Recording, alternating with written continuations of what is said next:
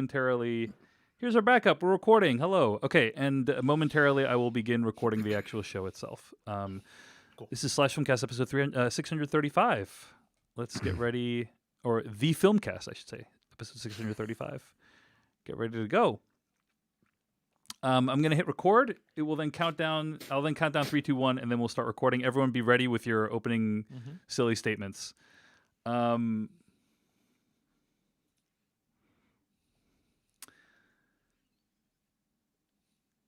All right.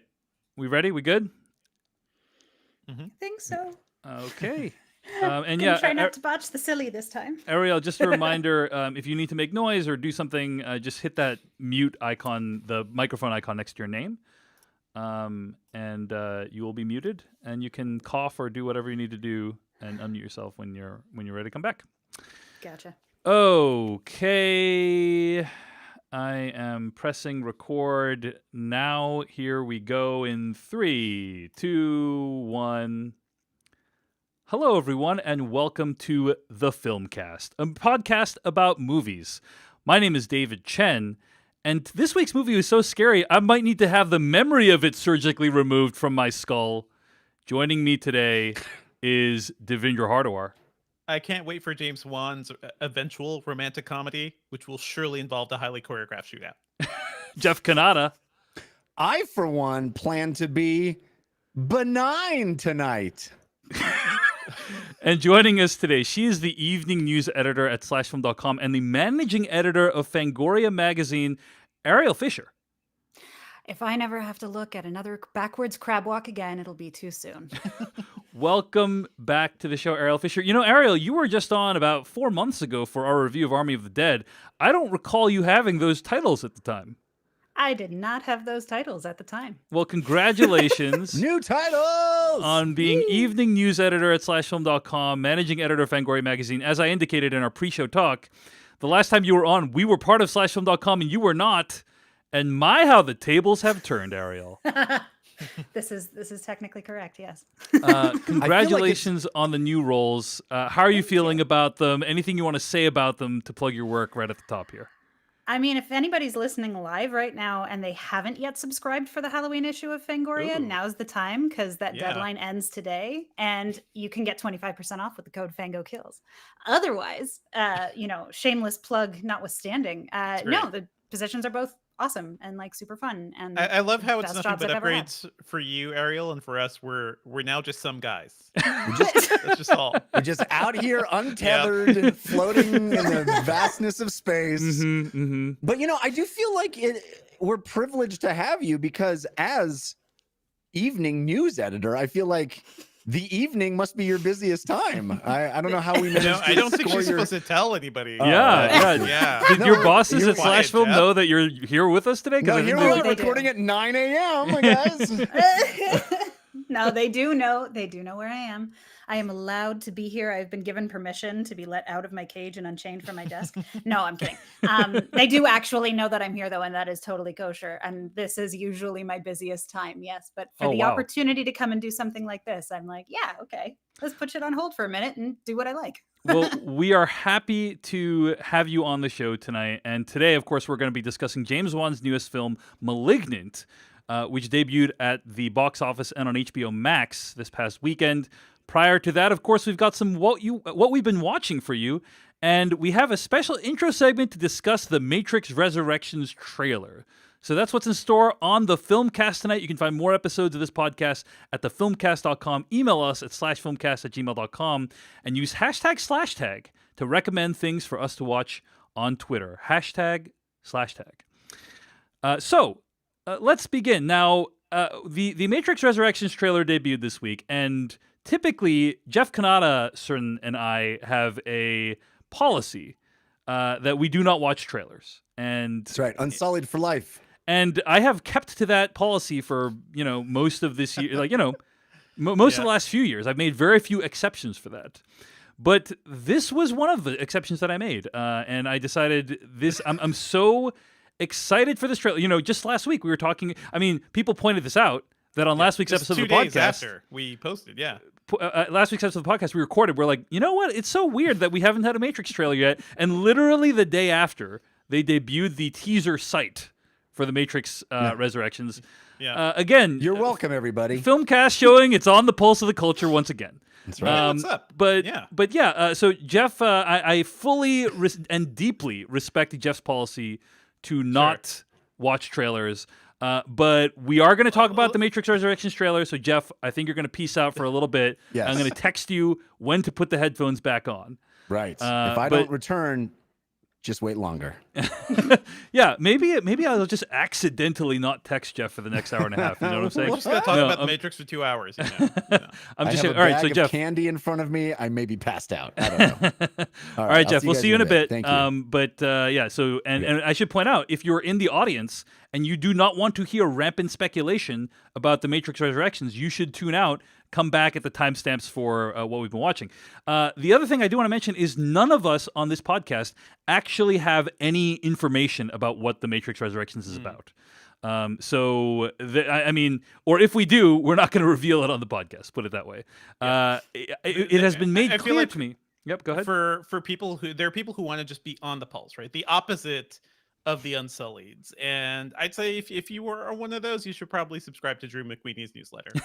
Indeed. You'll probably get some good shit. Indeed. That said, I think that, I do want to warn people that there are many people out in the world, agents you might even call Shit's them, just flying around. that have like the full plot details of this movie. So like if you just be really careful if you want to stay away. But we will not reveal anything that we like know from the movie. But suffice to say, like it's tough out there. But all that said, this is the balance. This is the balance between not being unsullied but not being a jerk. You know, when it comes to revealing everything.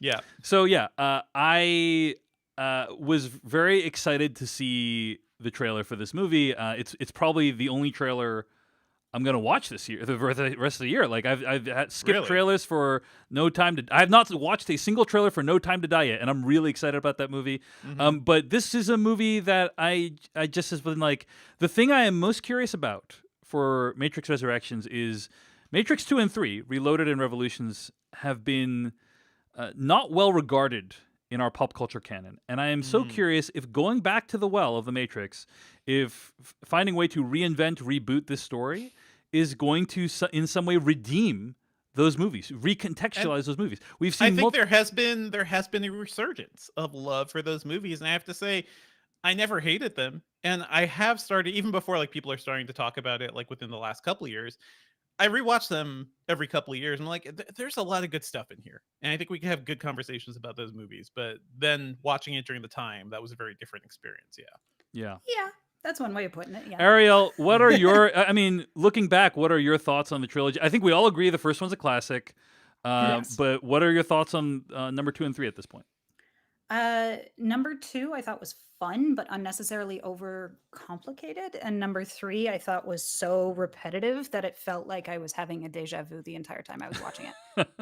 Like legitimately, like I genuinely couldn't remember if I had seen what I was watching already, because it all seemed very, it was the weirdest experience. It was basically a reminder that I am in the Matrix still. So that was very surreal, very fun. Yeah. So yeah. Go ahead. No, I was just going to say, they progressive. I think they are. You can rank them in the order of release. I'll put it that way. Yes, they came out in descending order of quality. I like Revolutions more than Reloaded, but I ultimately do like them both. So that's the thing. I distinctly remember watching Reloaded, like running, taking a bus to the local theater by our college, watching it with a bunch of people, and as the crazy Zion orgy, cutscene was happening, we all just looked at each other and were like, what is happening right now?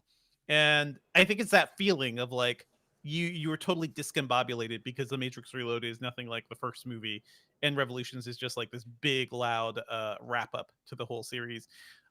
I didn't hate it then, but I totally get the vibe, right? It wasn't what we wanted in a way.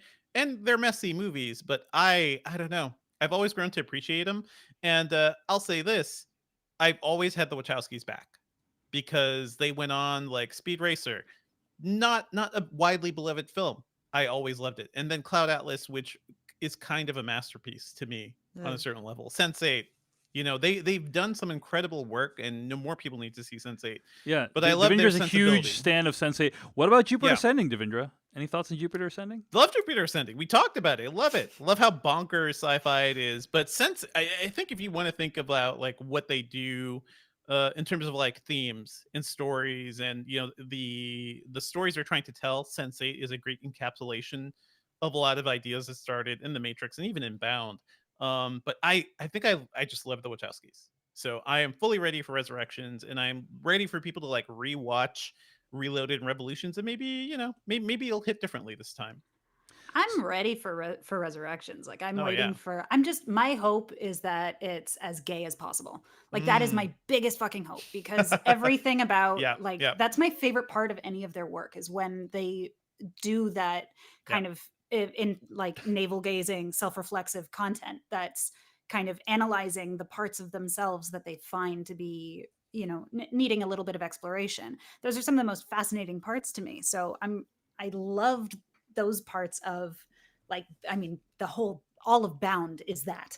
So like this is one example, but like I'm hoping that they have more fun with this than they did with I don't even remember which one is Reloaded and which one is the other one because Reload is they the were second. both Yeah.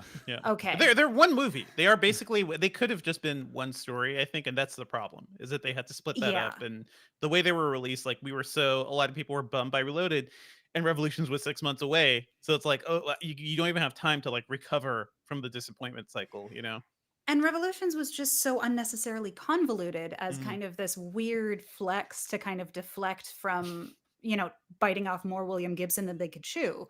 And that's not Yeah, like that yeah. always bothered me. So I'm kind of hoping they don't try and do that and just have fun with it because Just you have fun. can.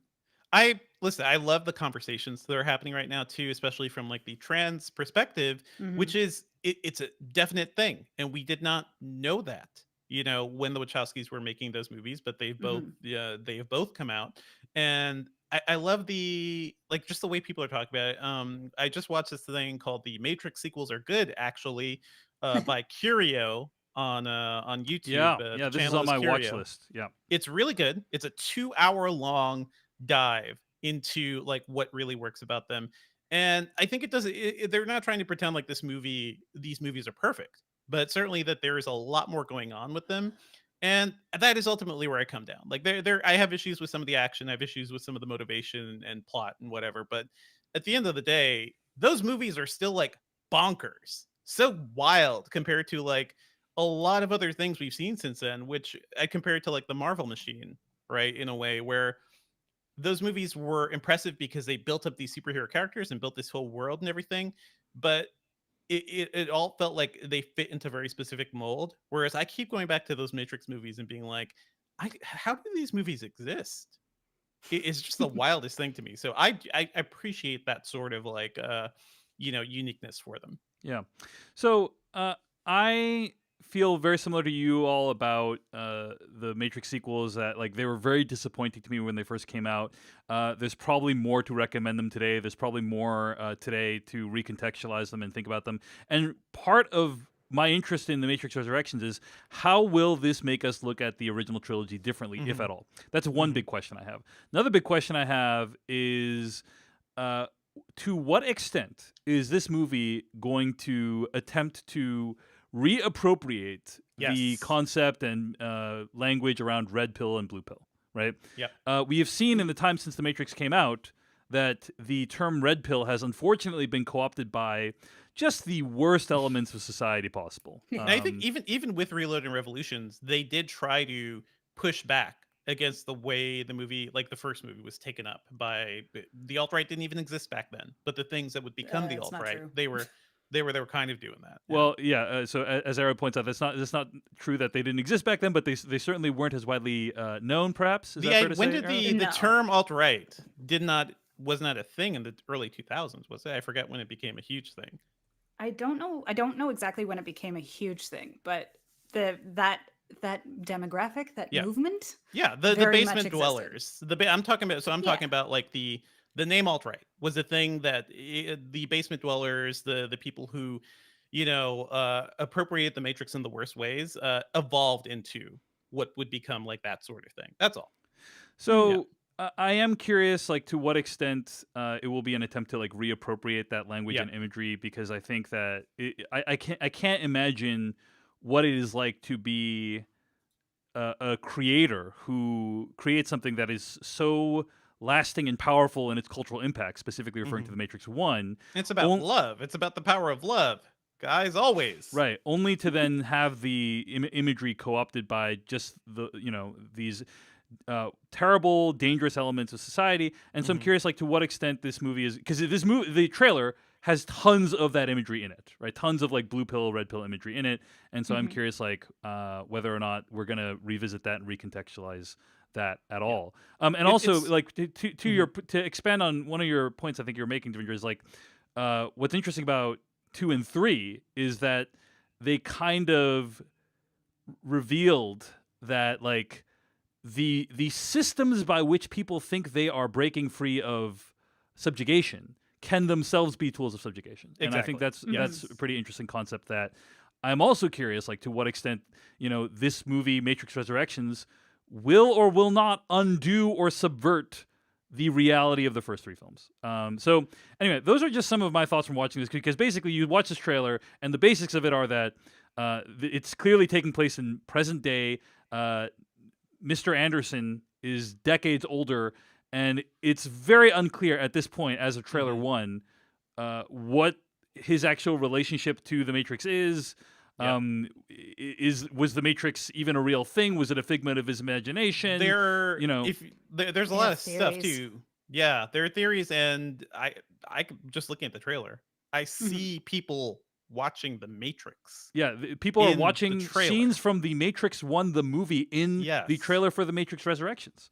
So it's like, what does that mean? Like, does that mean that the Matrix 1 as a movie exists in the universe of the Matrix Resurrections? I'm so excited. This is why I'm so excited. Is because, like, the chance for creators who made something, I think, and we talked about this when we talked about the Matrix 4K re-release. The Matrix is one of probably the most important movie of the last like 20 plus years, in terms of the way it changed, cinema, and not just action cinema, just like the way you could pitch big sci-fi ideas to more mainstream crowds, like the geekification of the mainstream was a big part of like what the Matrix did. Introducing martial arts into action films in a way exactly that, like genre stuff, action genre stuff, anime, Hong Kong action, a lot of things. The Matrix delivered it to the mainstream and hopefully help people find these things. But being for a creator to like do that, then go off and do very, very different things that are very much like not trying to be the Matrix, but to come back to it, I think is just wild to me, and I'm so excited. And then they have all these great collaborators, like David Mitchell is a co-writer, the writer of Cloud Atlas. Tom Tykwer is doing the music for this movie. Like, I am giddy with like the potential for greatness here, even if it ends up disappointing me. This is why I watch trailers. Like, I will have this feeling until we see this movie and then come to some sort of conclusion. But we have these months of like talking about it and thinking about it, which I really enjoy. Ariel, any other thoughts or reactions to the Matrix Resurrections trailer? Are we allowed to postulate if they are not? Because I know we were saying we're not going to we're not going to spoil things. If you from the do plot. not know anything about the movie itself, then you are welcome to speculate. Like, uninformed speculation is welcome. Yes, marvelous. That's the fun part. Yeah, that is the fun part. So, like, just it's the fact that they're playing the Matrix in the Matrix immediately, and you've seen Neo taking all of these blue pills and everything, and he's having to take so many of them. My guess is that they took the various rebels and imprisoned them in the Matrix, and through that imprisonment they had to force them to take their own medication, as it were, to kind of help them stay in the Matrix as they want them to be. So it's kind of a means of like, what is it? The panopticon effect, that like self regulating prison format or something like that, where you have everything centered around a parapet in the center. Right. So you're never sure if you're being watched or not. So it's like self-policing. Have you guys played Enter the Matrix, or are aware of what happened in Enter the Matrix, the games, which are canonical, and some wild shit went down in those games? Are you aware what happened to Morpheus in those games? I am not. Although I have heard. Yeah, they murdered whispers. Morpheus in Enter the Matrix.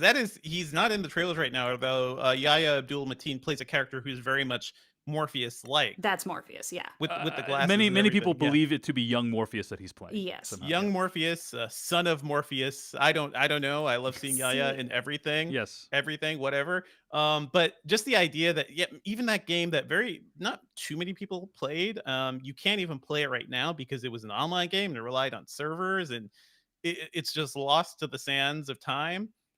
Even that is like relevant into what's happening here. But 99% of people out there do not realize we are living in a world where Morpheus has died. He was killed. Yeah. And that'll come up. That'll 100% that'll come up. There's a lot of speculation too that that younger version of Morpheus, because 100% that is definitely a younger version of Morpheus. It just may not actually be Morpheus. The speculation is that may actually be the Oracle, because they were able to change her body before.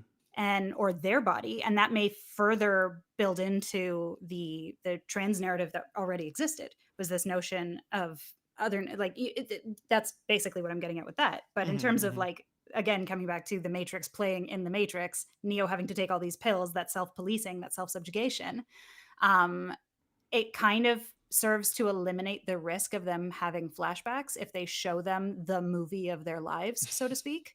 Because if it's actually presented in the Matrix as, like, you know, a popular movie, then if they have these weird deja vus of things from, you know, when they were out of the Matrix, it won't matter because they'll immediately think, oh, it's because of that movie I saw.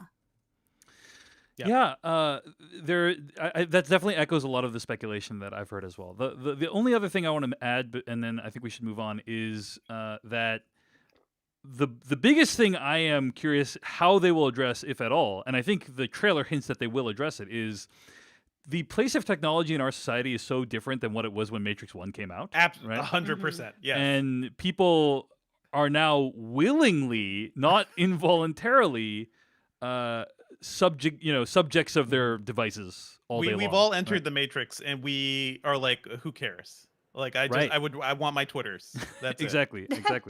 Give me the TikToks. And so I am curious, like, how the movie, if at all, will kind of address that difference. So there's a lot of potential stuff to mine, but I thought, but let me just say, by the way, this is like an amazing trailer. Like, it is just a really well put together trailer. It's like probably top 10 trailer that I've ever seen. I would rank it up there just in terms of getting me amped up for this movie. I'm very excited. And we will be discussing it here on the Filmcast when The Matrix Resurrections comes out. I think December 22nd is the date that it'll come out. On HBO Max. Indeed. Wow. So that is our conversation about The Matrix Resurrections. Check out the trailer. Hope you are excited about the movie too. We are excited to talk about it when the movie comes out. All right, I'm going to get Jeff back in here. Yeah, I could definitely go on about the Matrix for a long time, so. Yeah, I kind of want to do a whole rewatch thing. I'm up for it. We could do that, like, in the lead up potentially for the after work. Yeah. Welcome back. Jeff, Thank you back? I am. Okay. Edit out the part where Jeff comes back. Edit out the part where Jeff comes back. Edit out all of Jeff's material in the rest of the podcast. Make it seem as if Jeff never came back. Indeed. All right, folks. Let's move on to what we've been watching this week. I want to mention a couple things I've been watching. Impeachment, American Crime Story. I was going to say American Crime Story Impeachment, but I think it's actually the other way around. It's Impeachment, American Crime Story. Now, let me stop and ask, have you guys seen any of the American Crime Stories? Yeah, we talked about OJ, which was incredible. Amazing series. Yeah. I did not see the second season. Was that Versace too? The assassination of Gianni Versace. That was really good. I talked about that a bit, but I have not seen any of this.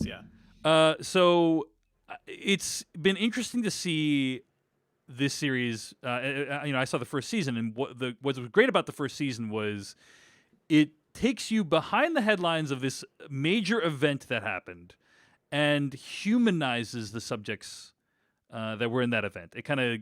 It's kind of like The Crown, but for major American events, basically. Like, what I mean by that is, like, many of the things depicted are true. Like, the spirit of what happened is depicted in the show, but like I don't actually believe that many of these conversations actually happened in the way they did. You know, they're all dramatized, obviously, and that's how I feel about The Crown too. So like it's kind of like historical fiction, but with very recent events. And I think Impeachment: American Crime Story continues that trend. It's about the impeachment of Bill Clinton, and Monica Lewinsky is actually a producer on the series. And I think that impeachment is kind of part of this trend that we are now seeing, long overdue trend of recontextualizing the events of the 90s, and particularly like how we as a society and how the media treated these events and the people within them. And honestly, how monstrously they were treated and how poorly they were treated. Did you guys see this piece by Amanda Knox recently, by the way, about like who owns her name? No. Amanda Knox, for those who don't know, was part of there was an international news story when she was suspected of being part of a murder. And it was an international news story, and it was often referred to as the Amanda Knox saga, or the Amanda Knox trial, or the Amanda Knox whatever. Amanda Knox was exonerated for the crime, but she was still in prison for years. Yes, right. Yes. So, but she is still the person who the crime is referred to. Anyway, the piece is on Medium, and it's called "Who Owns My Name." It's very good. She wrote it because of the movie Stillwater that came out recently, the Matt Damon movie. Yeah. And it is heavily inspired by what happened to her and her story. And she points out that like it is kind of this thing that happens where the innocent women involved in these situations are often the people who are most tied to the story. So like the Amanda Knox case, the Amanda Knox trial. In the case of Monica Lewinsky, it was like the Monica Lewinsky scandal. But she is by far the least, like the person with the least power in that situation, yet she is the person whose name like everybody knows now as being connected to this scandal. And anyway, the Amanda Knox blog post on Medium is like a really good way was a really good way for me to recontextualize like, why do we even know of it as the Lewinsky scandal? Why was Lewinsky's name broadcast to every person on the planet back at the time? Was that the right thing to do? I don't think it was. And I think a show like Impeachment: American Crime Story helps us to look at that event again with a different perspective. So I watched the first episode and I quite enjoyed it. This has been getting quite mixed reviews, actually. I think that if you were alive during the Bill Clinton impeachment and you followed it closely, it's very possible this will not add that much to your understanding. But if you're not super clear on the details or you feel like you still have some more to learn about the background of that story, I do think that this is something that is worth checking out. I just have to ask, how is my boy Clive Owen? Because when he was cast in this thing, I was like, that is a stretch. Yeah. Clive Owen. Don't know if I love it.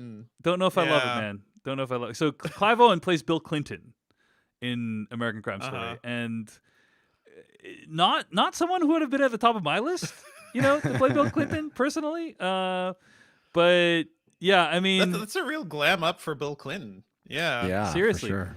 There's a lot of like makeup on the show, in ways that I think can be a little bit distracting. Like Sarah Paulson plays Paula Tripp, and I believe she's wearing Linda a Tripp. suit. Yeah, I'm sorry, Tripp. Linda Tripp. Yeah. That I'm also really curious to see what she does with that, because I don't. What is the Linda Tripp story? Like that is still.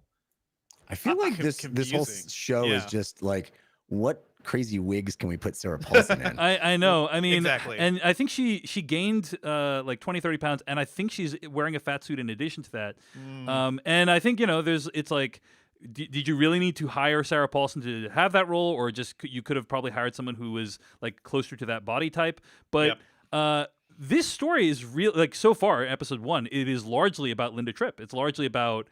It largely is about like what was her state of mind, and I mean, what is her a deal? lot of that national drama, it comes down to Linda Tripp. Frankly, exactly. So anyway, I was like fairly young when this Bill Clinton scandal occurred. Jeff Canada, you're slightly Jeff, older you're than me. old. Yeah. I guess I'm curious. Like, does a show like this hold any appeal to you whatsoever? Boy, I was torn as to whether I wanted to watch this or not. I definitely have. I mean, I'm going to date myself, but I vividly remember driving home from college, listening to the impeachment hearings on the radio, like the 5-hour drive from my college to my home. I don't know. It must have happened around a time of year where I was going home for a holiday or something. But I vividly remember the entire drive home just listening to the impeachment hearings on NPR. And I mean, it holds a very, very big place in my sort of cultural psyche of that era. I don't know. I don't know. This kind of a story. I mean, I guess OJ is similar. It's so sensationalized already that this sort of dramatization, I fear, will just be the worst kind of melodrama, you know? Yeah. And it is pretty melodramatic, I have to say. Like, some of the dialogue is quite over the top, verging on camp, I would argue. Wow. But yeah, I mean, so it basically sounds like you've already kind of had your dose of it in your lifetime and you don't necessarily need to go back to it. Well, especially hearing you say that it doesn't really add much understanding to the event, because I think that's why one would want to revisit it, is to have a fresh perspective or some kind of insight. Yeah. But if it isn't that, if it's just people dressing up in funny costumes to play people that we recognize, I don't know. You know, the OJ one was so interesting because it dove a lot deeper into who he was and the culture around what made OJ, you know? Right. And I will say that one of the things that this show does well is it illustrates that how terrible our politics was back then as well. It was terrible in a very, very different way than it is today. And you can it was terrible, but it pretended not to be. Exactly. Now it is terrible, and it doesn't care whether you know it or not. I think that's a great way of describing it. Absolutely. The show is also like very slow paced, so that's another thing just to keep in mind. But I don't know, I am enjoying it so far, and I think that really what these, between The People versus O.J. Simpson, that was season 1, and this one, like, these are about humans kind of. They're about human tragedies, basically, right? They're betrayals that occurred or crimes that occurred because of perceived betrayals or what have you. And that ultimately remains really compelling to me and is brought out really well in this season so far as well. So I'm going to continue watching it. It's Impeachment, American Crime Story. It's airing right now on FX. A couple of other quick things I want to mention that I've been watching. First of all, I had a chance to check out this documentary on Amazon Prime Video. Full disclosure, I work at the company. It's called Lula Rich. Have you guys heard of this documentary, Lula Rich? Yes. Yeah. I'm very interested to hear what you think of it, because I was tempted to put it on last night, and I did not. I would say it's highly enjoyable. I mean, it is... Well, Jeff, based on our conversation about the Bob Ross documentary last week, do not go into this expecting a glow-up of the founders of the LuLaRoe empire. I have that doesn't seem hard. Bit of a different opinion of them in comparison to Bob Ross, but yes. I mean, so the amazing part of the Lula Rich, so it's basically a 4-part docuseries on Prime Video. Each part is only 45 minutes long, so you can get through it in like an afternoon. It's very enjoyable, and the reason it's very enjoyable is because they were able to actually get access to the founders of LuLaRoe, the leggings company, and there is a extended interview with them. I estimate that they agreed to this interview before they knew the slant that the documentary was going to take, which is just always kind of enjoyable to see that tension of like, boy, I really don't think they would be talking like this if they knew what the ultimate product was going to be. But it's just very difficult to get access to the subjects on which you are making an unflattering documentary, right? Like, it's just rare when that happens, and the filmmakers were able to do that. But this documentary is really interesting, I think. It's very enjoyable, and it basically shows how this company, LuLaRoe, is a multi-level marketing company that preyed upon the social desires of stay-at-home moms, and how There's a bunch of moms out there that wanted to make money and work from home and have it all, have kids, but also like, be a contributor to the household. And they felt like LuLaRoe leggings were a way to make that happen.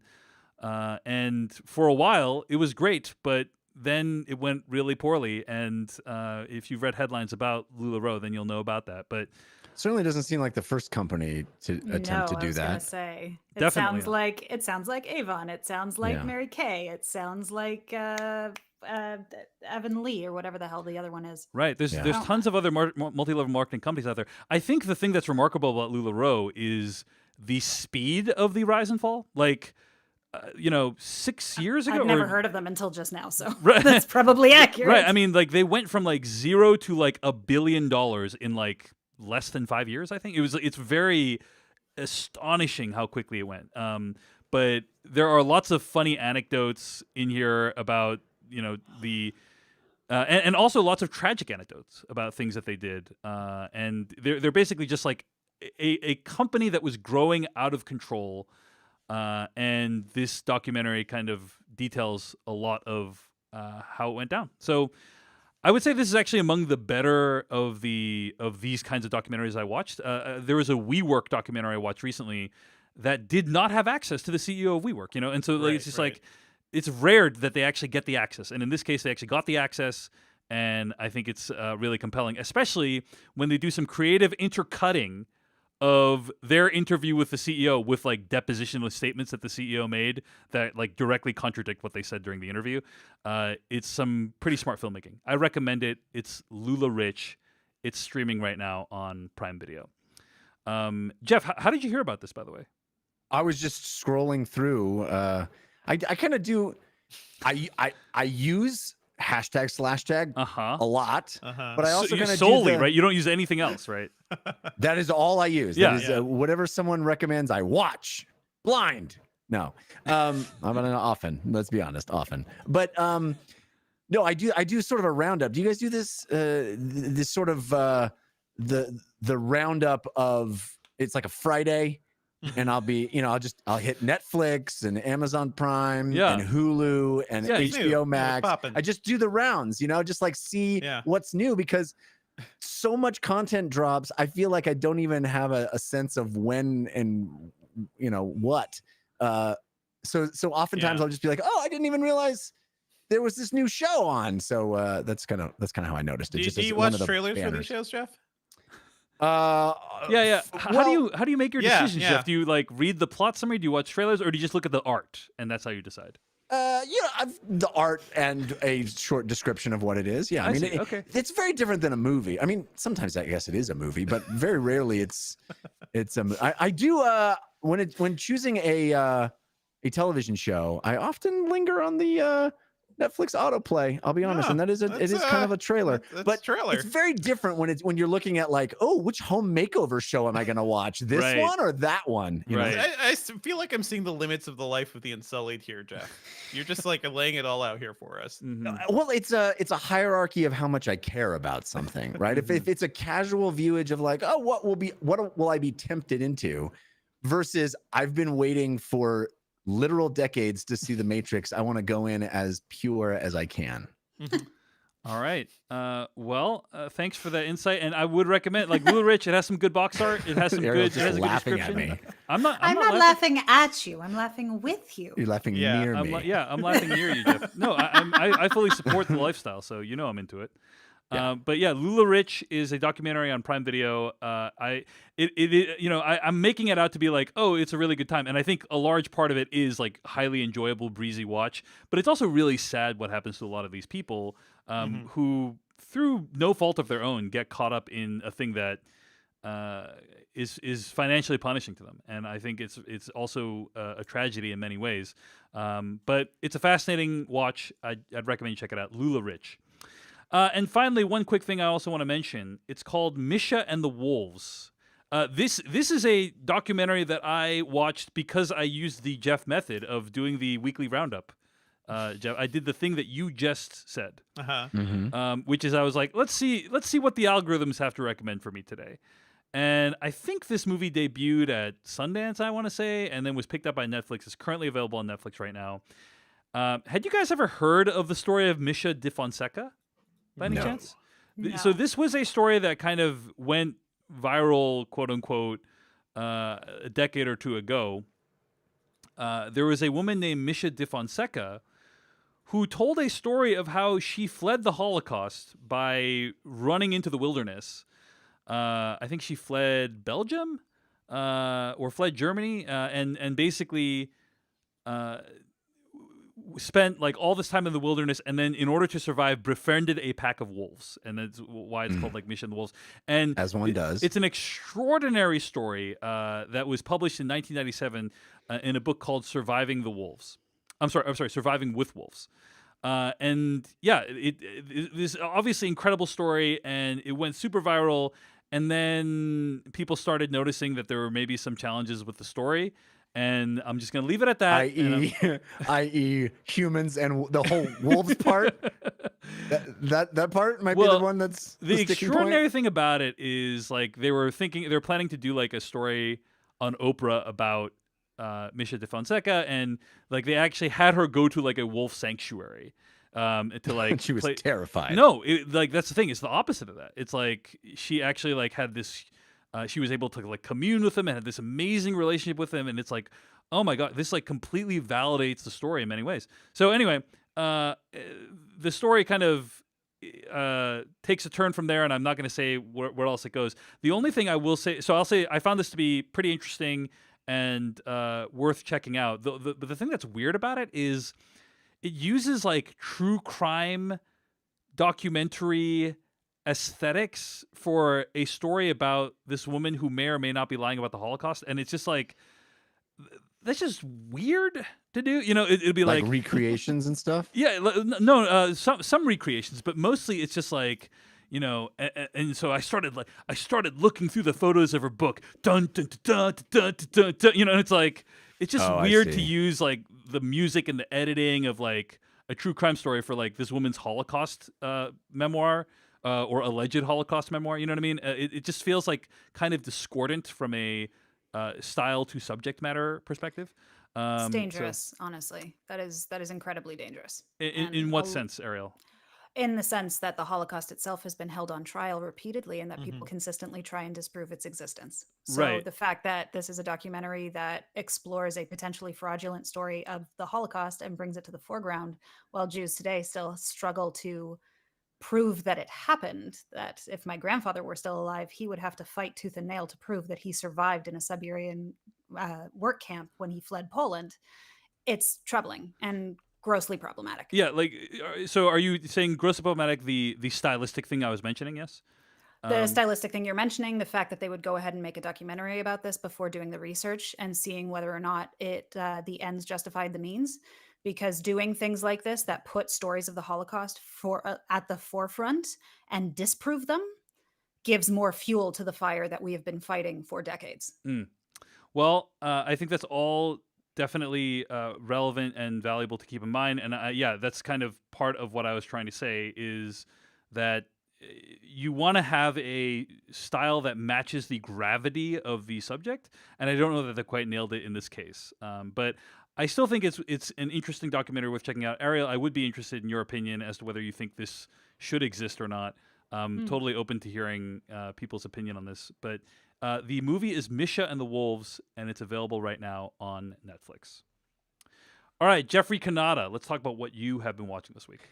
Well, thanks to the aforementioned #/tag, I dipped into a show that I don't understand why hasn't been #/tagged earlier to me. It's a show called The Other Two. I'd never heard of it. It's in season 2. Somehow I completely missed the first season. That happens a lot, by the way. Like shows that are very good, but you don't really hear about it until the second season. But go Well, ahead, in this Jeff. case, season 2 and 1 hit HBO Max recently. Right. So, Oh, did they hit at the same time? Is that why this is happening? I Maybe think just didn't realize that's that. correct. I don't think season 1 was on HBO Max until recently. Is my sense. Well, that explains it. There were 2 #/tag recommendations back to back of this show, and I've heard it's great. I saw the little picture with Molly Shannon, and I'm like, Molly Shannon, I'm in. I don't even know what this is about. I'm in. I really like this show. It's great. I've watched all of season 1. Can't wait to start season 2. Somebody told me that season 2 is even better than season 1. I had a blast with season 1. The concept is brilliant, I think. The idea, the title is The Other Two. In the story, the premise is there is this Justin Bieber-esque young phenom boy who, thanks to a viral YouTube video of him singing, becomes the biggest pop star of the moment. And he's just like this meteoric rise to fame. And he's just this golden boy, just always says the most innocuous thing, oh, what do you think about global hunger? Boy, I just hope everybody gets fed. That kind of like bland, innocuous. He's just like he's a non-entity. He's just like this fresh-faced young white kid. But he just seems perfect. He's just like genuinely a nice guy. And his mom is Molly Shannon. The show is about his 2 older siblings who are complete kind of fuck ups. they in various ways, their lives are not going great. And it's just, I think the premise is clever because it's this wonderful contrast of them. They don't harbor any ill will toward their younger brother who's becoming this, big pop sensation, but it is the juxtaposition of his sort of charmed, unrealistic life and their being in the trenches. The older brother has wanted to be an actor in New York and wants to have a career of substance. And the sister is kind of this much more reckless, a life in disarray, doesn't really know what she wants. And it's a broad comedy. And you have Molly Shannon being like the super stage mom who's just super sweet all the time. I found it very funny. I found it very smartly written. There's some absolutely, I think, laser precise cultural skewering. It's a great show. It's called The Other Two, and I'm so glad I was turned on to this because it was not on my radar at all. All right. That's The Other Two. It's streaming right now on HBO Max, seasons 1 and 2. Jeff, you've been watching a lot of stuff that is on my list that I'm intending to get to. The Other Two is one of those things. Val is another one of those things that's streaming on Prime Video. This is also something you've watched this week, right? Yeah, I've been wanting to watch Val for a while. I don't know if anybody else has seen it. Ariel, have you seen Val? The Val Kilmer documentary on Amazon Prime? I have not yet, but I would like to. Yeah, I recommend it. If you have any passing interest in Val Kilmer as an actor, as a human, as a sort of as Mad Mardigan, as Iceman, as a sort of placeholder for a certain period of time. He kind of represents that late 80s, early 90s. He was Batman. He was, he was this actor of the moment that made some really interesting work. I mean, The Doors, it's anyway, he's also a very tragic story in a lot of ways. He recently, in the last several years, had throat cancer and now has I believe had a tracheotomy, but now speaks with a device in his throat and is unable to speak and breathe at the same time, or speak and eat at the same time. He has to press a little button in his throat, and it sounds very artificial. So of course his life is completely different, and that came sort of out of the blue while he was touring this one-man show that he wrote about Mark Twain. Anyway, so this documentary is written by him and utilizes scores of personal VHS tapes that he had taken over his lifetime. He was one of those people. It's funny. I also spoke about the Soleil Moon Frye documentary that sort of has a similar premise, where these young, successful, wealthy kids in the 80s got camcorders before anybody else and were so enamored by the process of being able to record their lives that they just did a ton of it and then kind of put them in a closet for a long time. And this is, in a similar way, Val Kilmer revisiting all these hours and hours of footage of his life and forming that into a narrative that really shows a lot of, I think, fascinating behind the scenes footage of all the movies. I mean, it's every movie. If you are a Val Kilmer fan for any of the movies, you will get something interesting for that movie in this documentary. There'll be some behind the scenes footage that has never before been seen.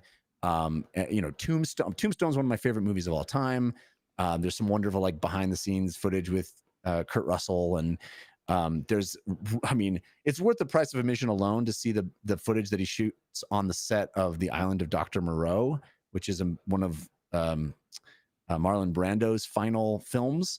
And so all of that stuff is very interesting and voyeuristic, and I found to be compelling as an actor and as somebody who's fascinated with the process of acting. He talks at length about his approach and what acting means to him. It goes in depth in his training. He was one of the youngest people to be accepted into Juilliard in the 80s. But more than all that, I mean, really what the thrust of this documentary is, it's a very melancholy look at a life that was littered with tragedy and had a lot of it's a very sad work, this documentary overall, because his life was framed by his younger brother drowning at the age of 15, and that seems to have affected his entire experience, his entire life. And the movie constantly is framed around that. So it is there are moments of levity, and he seems to be a very positive person, even in his inability to do the work that he has done his entire life. He seems to be a very positive person, but the experience of watching the documentary I found to be profoundly sad. It is, I mean, any documentary where you see footage of a person's life, I find moving, just in the perception of time and how we all live a life, and what we think in one moment and what we realize in the next. That juxtaposition in these kinds of documentaries, I always find very powerful. But this one is particularly so because of these various life stages that he goes through, and his reflection on all of that is, I mean, there's some very beautiful moments and some very funny moments, but for the most part, I found it to be a really sad look at this charmed life. I mean, he says in the movie, "I've lived a magical life," and I think he has no regrets in that sense. But it's also a life that was full of some real sadness, and that comes through. Is it ultimately a documentary you recommend, Jeff? It is. Like I said, if you have even a passing interest in Val Kilmer, any of his films or his career, I think it is well worth watching. It is certainly from his perspective. So while I think he is honest to a point, I would not expect, if you were entering this, it's not a necessarily even-handed view of his. Yes, it is. Yes, it is a guy who is sort of expressing himself in the only way he is able to now. One of the things that's quite beautiful is that the movie is narrated, and he wrote all the narration, but he does not speak it. He employs his son to speak it. And that alone is very moving, because it's written in the first person, but it is his son speaking the father's words. And his son actually has a voice that sounds a lot like young Val Kilmer. So it's a very personal piece, and I think it is very subjective. There's no objective look at his career. He does show some warts, of his life, his divorce, and there's a lot of like home movie footage, but I don't think it is not a revealing piece in the sense of him coming to terms with a lot of the reputation that he had. I mean, there was a lot of news during his life that he did a lot of substance abuse. None of that is in the documentary. So it's not, it's not an objective look at this. It's not a biopic about you know a subject. It is him sort of stepping through his own life and reflecting. All right. Well, I am really looking forward to checking this out. I've heard amazing things about it. It's called Val, and it's streaming right now on Prime Video. Jeff, anything else you've been watching? It's really not even worth mentioning, but I did. But you're going to. Well, the Hotel Makeover is a new Netflix show.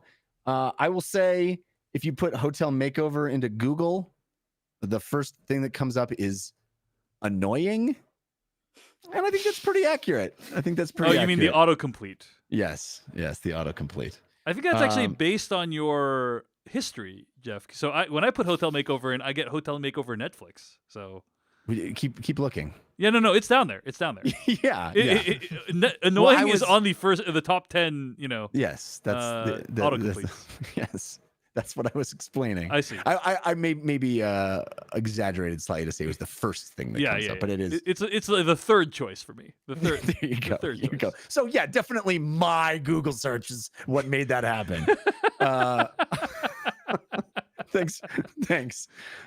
Anyway, that's an accurate assessment as far as I'm concerned. The concept is fascinating. It's a hotel it's a like home makeover show. Wait, is this hotel makeover or motel makeover? Because I think they're two separate things. God, whatever one's the newest. Okay. It's these two women who are they renovating motels, Jeff? Yeah, I mean, what's the difference? Is it a big then building? I think it is a smaller motel building? makeover. Motel. Hotels are fancy, Hotel, motels are motel, not. Holiday Inn. Okay, sorry, what did so you say, look, Ariel? let's do this. I googled motel versus hotel. Okay, what is the difference between a hotel and a motel?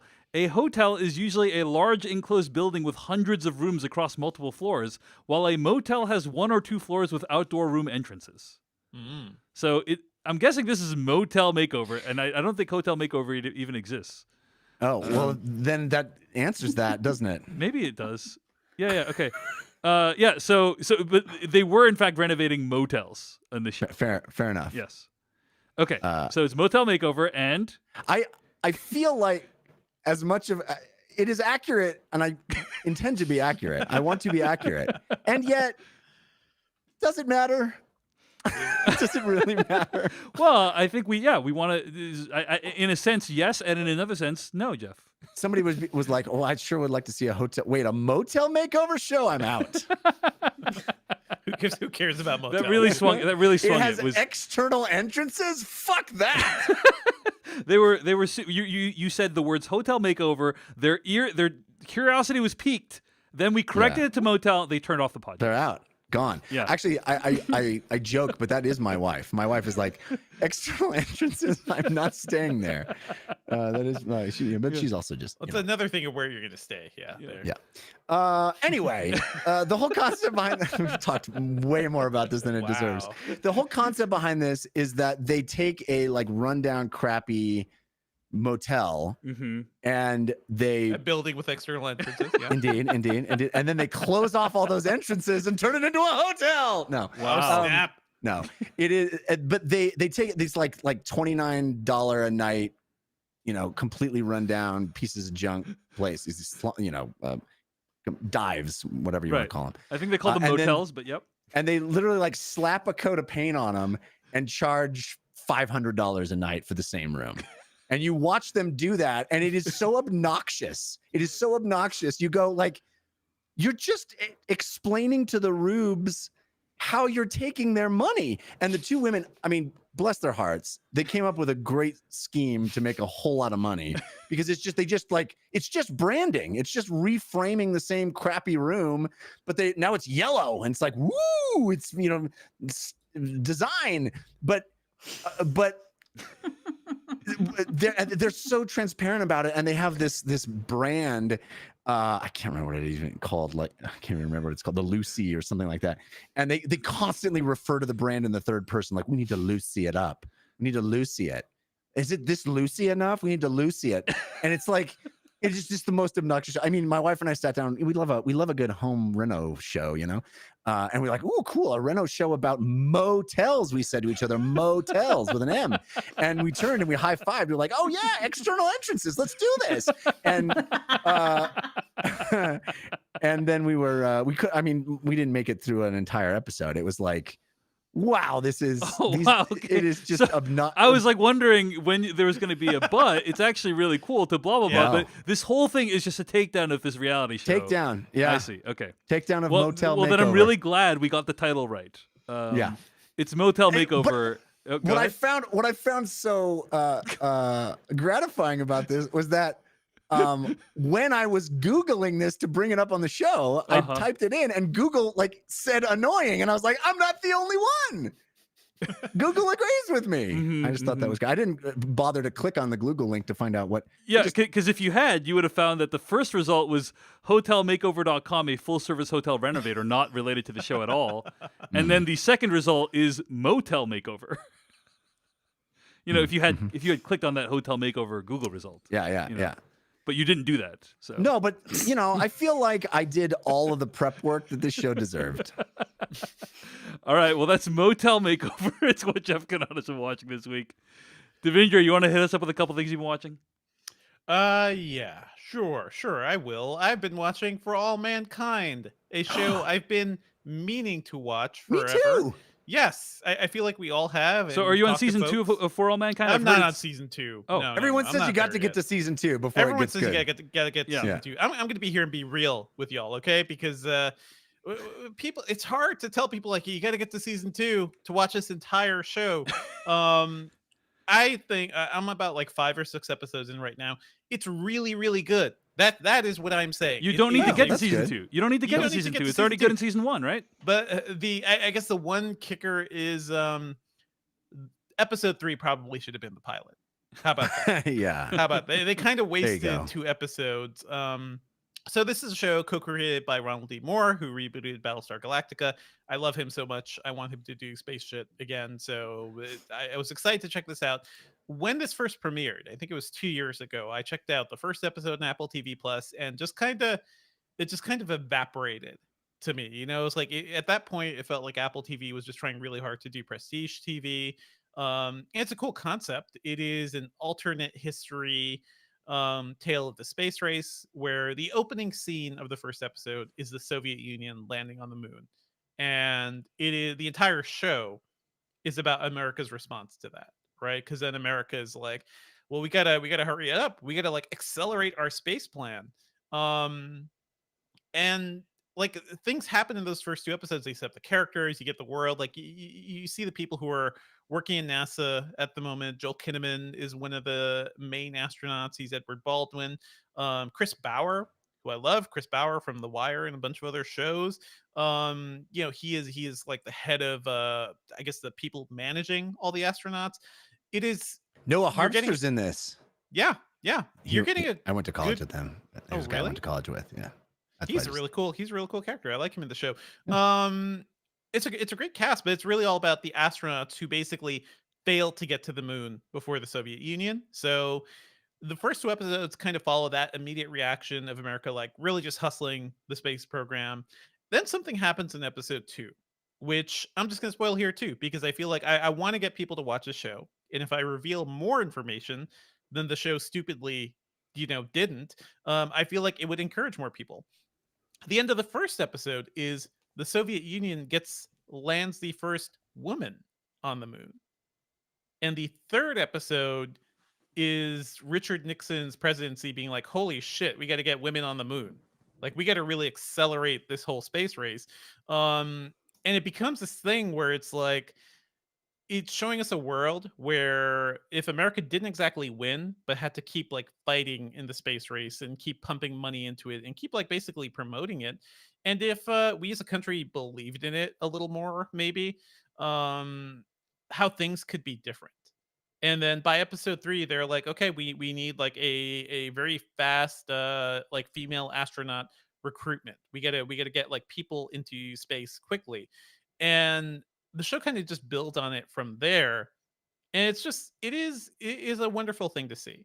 It's a wonderful thing to see too, because I believe America didn't get a woman into space for a very long time. after the Soviet Union in real life.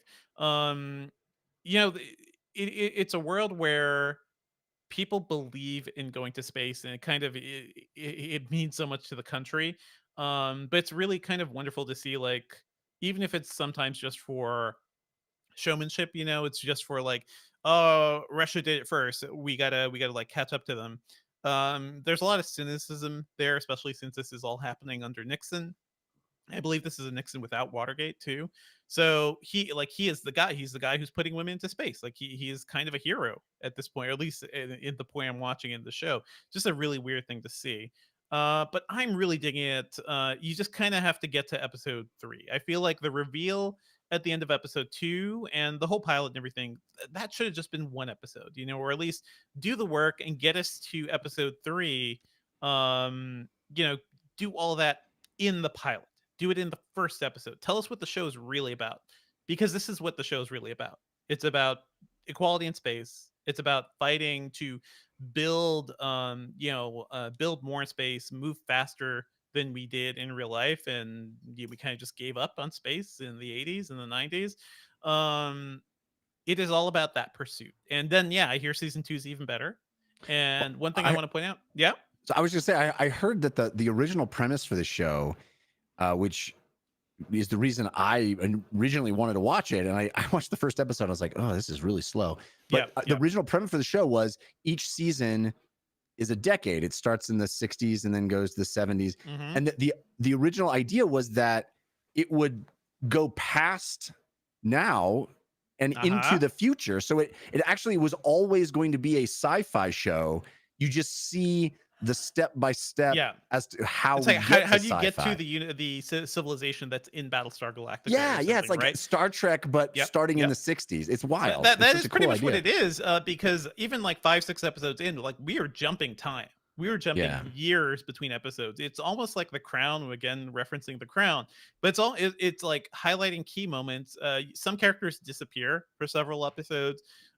It's kind of hard to keep track of everybody, to be honest, but I love the propulsiveness of the storytelling. Like, once you get past those first 2 episodes, you kind of see where everything is headed, and they can actually start moving. It is kind of wild, and I am loving this show. Hopefully, more people will be able to check it out. Maybe we could talk about it at some point. But yeah, I am around episode 6 right now, and I'm just really digging it. I hope this show sticks around long enough for us to get to that point where they go past where we are now. Like, I mean, at this point, they're talking about like building things on the moon, which to me, imagine like us trying to do that, as a society in the 60s or the 70s. Just wild to me. There's a lot of cool, like, just historical thinking going on in the show. So I think it's a lot of fun. It basically becomes science fiction pretty quickly, but I am very eager to see where the rest of it goes. Love the cast, love the writing, and love that Ronald D. Moore is like back here doing this. I wonder if the ultimate thing is like, you fast forward long enough, like, baby, we just told you how we got to Battlestar Galactica. Yeah. Like, if that's the ultimate point of the show, I would clap forever. But it's a lot of fun. My friend said that the season 1 finale is one of the best season finales he's ever seen. That. So I've heard that. I've been meaning to revisit the show, and I'm glad to hear that it picks up speed for you. Yep. I am looking forward to checking it out. I've heard great things. It's For All Mankind. It's streaming right now on Apple TV Plus. We're in between like big prestige shows right now, so this is kind of the time, guys. Like, Succession is coming. A lot of new things are going to be coming soon. So if you've got a lull in your TV watching, now's a great time to start For All Mankind. Yeah. Devindra, anything else you want to mention? Just want to shout out a new game that premiered today, or that launched today. It is called Deathloop. And you've probably been hearing about it quite a bit, but I want to shout it out here because it's a ton of fun, and it's from Arcane Studios, who are one of my favorite developers. I think, like, undersung geniuses. These are the folks behind Prey and the Dishonored series, but mainly the Dishonored series. I love the Dishonored games. And this game is sort of it is Groundhog Z in a way, like so many games are these days. Like, there is a time loop. You are a person trying to break this time loop. You can repeat a day over and over again and kill different people and collect all these clues. But what I love about Deathloop, I'm just shouting this out there, is that all the elements of Dishonored are in this game, and the really strong storytelling and the great writing and the powers that you get in Dishonored. It is kind of funny because I almost feel like they thought to themselves, like, we create all this cool shit and we need more people to like play some of these games, or like what else can we do with a power that lets somebody teleport instantly, or a power that lets you link together multiple people so that if you shoot one they all kind of die. It's all this cool gameplay stuff, and I think they've done it really well. So if you dig my taste in games, because I've talked about games before, if you like interesting narratives and if you like the Dishonored games, check out Deathloop. It is fantastic. It's on PS5 right now. All right, that's Deathloop. That's something else that Devinder's been checking out this week. Okay, Ariel Fisher, tell Yes. us, what have you been watching this week? I have been watching the new season of American Horror Story, which I usually have a lot of very strong feelings about the way it deals with horror. I can't even look at the bus ads for that show. Seriously? It's pretty scary, man. Yeah. It's disturbing. Anyway, It's go not ahead. that. Oh, come on! It's light. That's easy. Oh, This okay. is this You, is this Jeff- is the light Jeffrey, you are stuff. talking to the managing editor of Fangoria magazine. I realize that. I should know better. I am revealing my Squeamishness. squeamish. Yeah. Thank you. Yes. If Martyrs ever comes up and someone suggests it, run the other way. Okay, so Um, which season is this? Is this like the 10th season or something like that? This is the 10th season. Yeesh. Yeah, and for the first time in the series history, they are actually making a decision that I think is going to make this the best season of the show so far. Ooh. I am one of the rare folks who think that the best, like, not my favorite, to clarify, because this opinion makes a lot of people real mad. I think that the best executed season of the entire series so far is My Roanoke Nightmare, or whatever, or just Roanoke, which I think was season 7. I don't remember exactly, honestly. They all kind of blur together past a certain point. And But- I'm what shocked made there what, has been 7 seasons of the show. This is news to me. what Fair made enough. the Roanoke season of American Horror Story so resonant for you? It actually played with oh god, my brain is failing me. What is it? Brian Fuller? No. Ryan Murphy? What's it? Brian Murphy. Thank you. Why did I think Hmm. Brian Fuller? What is wrong with me? God. Can you tell it's late at night and I'm tired? Maybe It's a little. late. It's late. It's 10:30 for me. No, with Murphy, he has a penchant for particularly with American Horror Story. He pardon the vulgarity, he blows his wad a little too quickly, and he gets through the main arc of what we think we're going to get before or by the halfway point of every single season, and just tries to cram way too much in, way too into too many places where it doesn't belong, and he overcomplicates things and it gets needlessly convoluted. And Asylum is my least favorite for this exact reason, because it combines, like, you have possession, killer Santa Claus, aliens, Anne Frank. Like, I'm not even kidding. I'm not even kidding. Did not predict that was Yeah. the next thing No, on that list. I feel like that Yeah. was like Mad Libs. Right? That was the mad libiest of all of the American Horror Story seasons. But Roanoke, on the other hand, decided to actually use Murphy's penchant for splitting the season in half and have a clear divide. So the first half of the season is this kind of reality television show kind of spoof, where it's like a drama, like a dramatization of a real haunting. So you have actors who are playing versions of their real life counterparts. So, like, Sarah Paulson, for example, is this British actress who's playing the part of the woman who was actually haunted in this case. So it's an incredible cast. Like, Cuba Gooding Jr. is in this season, and it's bizarre. And the whole first part of the season is just this kind of documentary about the haunting of this family. And then the second half is like Return to Roanoke. And it's as if it's like the anniversary of the series, and it's the actors and the real life people coming back, and it's found footage style instead, and shit actually goes haywire. I remember, you know what? I watched this, Ariel, and once again, all these things kind of blend together for me. But I agree, that was a really fun season. I tend to just watch like the first 1 or 2 episodes because Yeah. that's really all I want. I'm like, what is the setting this time? Cool. Who are the characters? Some people get killed, and I'm out before Ryan Murphy disappoints me. That's the only way to watch this series. I mean, like, that's the thing, and that's what happened in Freak Show, is that you Yep. get this amazing clown character, and you think that what you're gonna get is this really peculiar story, and he gets killed off like 6 episodes in, not even. And it's like, okay, well, that was what we were hyped up for, and it's not this big reveal that you think it's gonna be. It's actually a huge letdown, because then you've amped up your audience for something and you don't deliver. In this season, it's American Horror Story double feature. So it's deliberately split directly down the middle. There are theories as to whether or not the first half and the second half are going to coincide. I don't remember the name of the second half of the season, but the first half is called Red Tide. And at first there was a lot of speculation as to whether or not it would be kind of like this vampiric mermaid sort of situation, but now it's shaping up to be a little bit more Salem's Lot than anything else, but like tied in with some nods to The Shining and some other really fun stuff. And it's actually being executed perfectly because it's working in the length of episodes that best suit an arc for Murphy.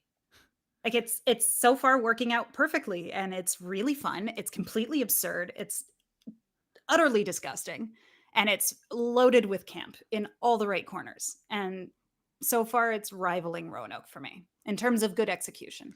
I'm a Coven fan myself, if I had to pick my favorite.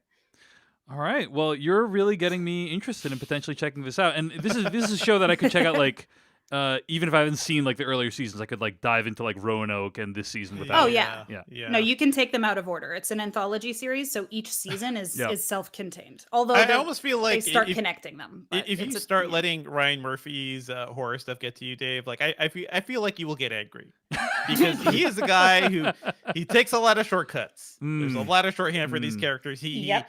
He really just like I think at some point like just doesn't care about what the audience thinks or would want, in Oh, a no. show like this. Like so yeah, at times they have made me physically angry, and I like my wife loves horror stuff too. So like we will just stop and just be like, okay, well we'll check back in next season because he's on his bullshit again. He's Yeah. always on his bullshit Yep. though. Every Alright. season he is on his bullshit. So Should I check out Roanoke first? Salt. Because that sounds Yeah, really yeah. intriguing to me. It's cool. Yeah. I really dug Roanoke. I highly recommend it. All Murder right. House was a little too derivative for me, and that's saying something. I think that the seasons are streaming on Hulu, is my guess. That is correct. They But are yeah, on Hulu. the new American Horror Story season, double feature. Man, Ryan Murphy has too much power. We need to. He has all of the power. too much power. Yeah. Well, I'm glad you're enjoying this season, and it sounds pretty intriguing. And Macaulay Culkin is in it, right? So Yes, he is. there you go. I'm already in. But that's American Horror Story double feature. It's streaming right now on FX and Hulu, and that's what Ariel's been watching. All right, before we get to our review of *Malignant*, why don't we do some weekly plugs real quick?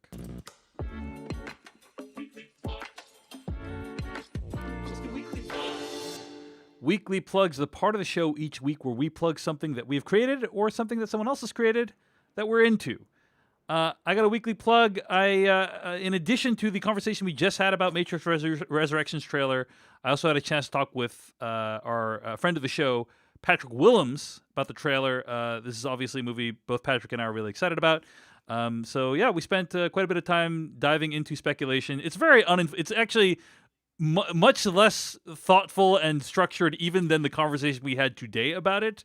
Because I'd woken up at like 6 a.m. to watch it and then comment on it, which is not something I'd ever recommend. But Patrick does a great job articulating his thoughts. Check that out. It's on my YouTube channel. We'll link to it in the show notes. Devindra Hardwar, your weekly plug. Oh yeah, I want to shout out Facebook smart glasses, which are called the Ray-Ban Stories. Terrible name. I don't know. But we've been talking about smart glasses. Yeah. We've talked about AR and stuff here before too. Every and I got a Ray-Ban chance to- story ends the same way. Exactly. That's how I've lost my Ray-Ban. With an intrusion, every Ray-Ban story ends the same way, with an intrusion of privacy, which apparently these glasses Absolutely. easily facilitate. These are glasses with 2 cameras. Yes. You can also listen to stuff on them and take calls with the like ear parts, the arms. We've been hearing that Facebook would work on smart glasses for a while. This is kind of their first step into it, and I wrote it up over in Gadget. Yeah, guys, I we are not ready for a world where everybody has cameras on their faces, let alone one like product coming from Facebook. It's also kind of funny because they're kind of it's just Ray-Ban branding on them. They look exactly like Ray-Bans. Facebook is trying to keep real quiet, almost like they don't want you to make you realize what you're buying into here. Right, and my understanding is that according to the reviews I've read, that it is very easy to film people without them knowing that they're being filmed at all. Yeah, because they put on a red LED security light to inform everybody. But if you just cover that up with a What piece is of this tape, Orwellian nightmare? yeah, I mean, listen, smart glasses are a thing. The Snapchat spectacles have been around for a couple of years. Those mainly existed like to be a thing where you record video while you're walking around. You could put it up on Snapchat. There are a whole bunch of smart glasses out there these days. I would say, to This be one- fair, these Snapchat spectacles looked very much like they were a camera. Like you could walk around with them on, and yes, it's still possible to record people without them knowing, but like they are very, they're much more flashy as cameras. Like they're very, not like incognito as much. Yeah, as they these were very ugly sunglasses with like huge cameras. Yes. The thing about this, and certainly it's funny you brought up the whole like panopticon idea, Ariel, because this is basically what Facebook is going to be building, and a lot of other companies are going to be doing this too, because these things look and feel exactly like normal Ray-Ban Wayfarers. Like they weigh exactly the same. The design's the same. Like they're not thicker like some of the older smart glasses had to be. So you don't look like a giant dork wearing them. Basically, they look cool and functional, but they have cameras in them. They have cameras in them, and it's very easy to like start taking videos or photos of people. You can't live stream just yet, but like future versions will definitely get us there. Um, the camera lenses almost kind of like blend into the black frame, so that's a way to make people feel less weird about wearing them. Um, Also, things like Google Glass failed because they look so weird and alien and Borg like. So this whole category, like for them to succeed, they have to be normal. But what does that mean? What does that mean? Because we can barely behave properly, with the cameras in our smartphones. Imagine if people had the power to just like, say something and start recording from whatever they're seeing or tap their glasses or whatever. We are not ready for this world, and I'm not looking forward to like what this will bring, because more companies are going to be doing this, and eventually we'll get to like full on AR glasses. But I'm more worried about the camera glasses, to be honest. Like the steps getting us there, we as a society are like in trouble, because we haven't really reckoned with smartphones. We haven't really reckoned with social media and what it has done to us. So, hey, I think the this is our moral future. of the story is, if you see someone wearing Ray-Bans, rip them straight off their face. No, I'm just joking. Throw it on the ground. Yeah. Just throw it to the ground. I think that we as a culture need to do that thing that you do on the roller coaster where you just put your hands up, on the way down. No. Yeah. Just go, woo! and then whatever happens. Maybe you fly out of the roller coaster, maybe you stay in, and who knows? Are you saying yes? We should jump into smart glasses, Jeff? Is that what you're saying? Are you saying embrace the surveillance future, Jeff? Is that what? Yeah, that's what I'm saying. Yeah. It's worked out well for Hard us. pass. 100%. Hard pass. Literally everything that has happened in the last decade, Jeff. I'm not being serious. Yeah. I know. But I've talked to people who are like, yeah, this is cool technology. We're gonna get there anyway. Let's just go for it. And yeah, guys, if anything, I cover tech. I'm in the like deepest tech, and we are not ready for this, because we're barely ready for what we have right now. Yeah. We have to earn that shit. My God. Oh my- You have to earn it. Yes. Seriously though, like we are really not ready for that. Well, Ariel notwithstanding, I would say I would say that we are the olds. We are the olds, and I think this is not made for the olds. I don't think the youngs care in the same way. It's not even about that. It's do. about like what it means, basically. So it's not like I'm not telling you to buy them or not to buy them. I'm saying like this is like what I saw. I was there when smartphone cameras became a thing. I was there like talking to the founders of Snapchat when they were nobody, or not Snapchat, Instagram. Like So I are you was saying you remember when? I remember Yeah, because you're old. That's what I'm saying. because I'm old. And we had a lot of questions for them. Those people didn't have a lot of answers. Yeah. And you look around right now and ooh, a lot of the things we were concerned about, especially when it comes to Facebook and how it handles privacy, or how Facebook got so big it cannot deal with its weight in the culture, in civilization. Yeah, I have a lot of concerns. Basically, it's not even just being about. I'm not being like a crank here, being like, No, who you're needs not. this? I'm being like, we are our very existence is threatened by things like this. Like, yeah, it's rough. It's rough out there. But Somebody- it's gonna get worse. The Go ahead. fact that it's done by Facebook, because like I saw your videos on Twitter about it. I saw you at the park with your Yep, daughter, and yep. you were like pushing one swing and everything. I had no idea Facebook had any involvement, and now that I know they do, I'm infinitely more terrified, particularly Yeah. because of how quiet their branding is. Well, So the fun that part is alone is that- worth shouting. The fun Yeah. part is that they had multiple third-party consultants that they brought on board to make sure that the privacy issues were dealt with.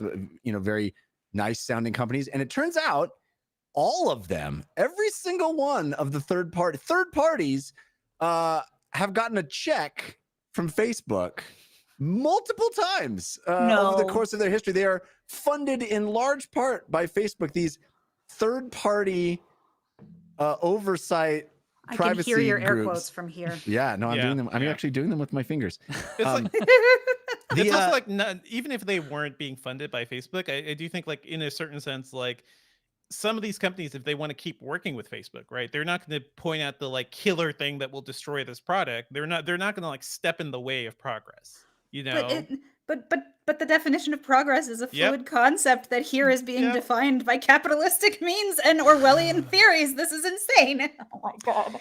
yeah. I right. was also forwarded an article this week by a fan who was hipping me to this this new company that's doing. Hipping you? Yeah, yeah. Now how old are we, Jeff? I'm These so hep old. these hep cats out there. Yeah, there's some groovy folks. Yeah. Radical, dude. Yeah. Cowabunga. How Anyway. dare you? How dare you use radical? Jeff is No- doing knowing, Bond's gestures knowing that I over made here? an Yeah. entire career out of using that word.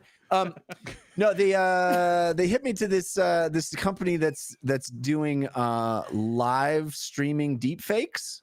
So you can Yep. stream on Twitch as whomever you like, as whomever you choose. And you will dig it. It will Yeah. Oh my transform God. your face into someone else's face and make it seem as if that other person is live streaming. Yep. What could go wrong? Oh my god. This is and you were scared of the American Horror Story posters? Are you kidding me? Fair point. All right. Check out Devindra's test of Facebook smart glasses. Jeff Kanata, your weekly plug. Picked the wrong lifetime to have kids, people. Hey, do you like limericks? There's a pivot. Amazing transition. Oh, that was wonderful. Thank you. I craft them just for you over on my cameo.com/Jeff Kanata.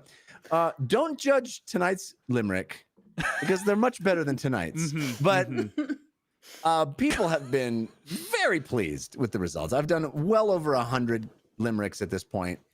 You can choose for any occasion. I've done birth of children. I've done birthdays. I've done anniversaries. I did a promotion for somebody at work. I've done whatever you want. I'll make a limerick about it. Cameo.com/Jeff Kanata. See all the 5-star reviews. People are very pleased with the results. I can't All wait right. till Mark Zuckerberg hears your ad, Jeff, and is like, "Oh, Jeff, do you want to? It could be Mark Zuckerberg. Maybe it's just somebody on Twitch. Yeah. Ariel Fisher, your weekly plug. My weekly plug is infinitely less terrifying than 2 plugs ago. It is, although it is actually appropriately named, it is a column I share I'm with. glad you didn't include mine though. That's pretty kind of you. No, yours is not terrifying. Yours is Okay. your segue was perfect. You Jeff's gave me Jeff's a weekly laugh. plug is more existential than it is terrifying. But yeah. Anyway, go ahead, Ariel. Appropriately, my plug is a weekly column on /film that I share with Matt Donato called "Scariest Scene Ever." Just rub it in that /film involvement. Slash film. With That us. sounds like a really great website. Yeah, we it should be sounds involved with. amazing. Sirs, the guilt. I am okay. No. Okay, Canadian Jew. I'm not taking the guilt from y'all. Okay, it's not happening. Okay, so the title of the most recent column is "Aliens is one of the most scariest movies ever made. This scene is one of its creepiest." Do you want to give away what the scene is, or do you want to tell people? Yeah, to no. The article's been out for about a week. This week it's gonna be Matt's turn, but I don't even know what he's picked yet, so it's still very early. I may have a link later on when the episode goes live. We'll see. But yeah, the scene that I chose for last week was when Ripley and Newt are stuck in the med lab. Obviously, we're dealing with the director's cut here. Come on. And there's Get that theatrical taste levels. Fuck off with the theatrical cut. We're doing director's cut only here. Yes. Only. Yeah, when they're stuck in the med lab after Burke releases 2 face huggers when they're taking a nap. And then they wake up and have to deal with them because I'm arachnophobic, and that scene scares the ever-loving fuck out of me.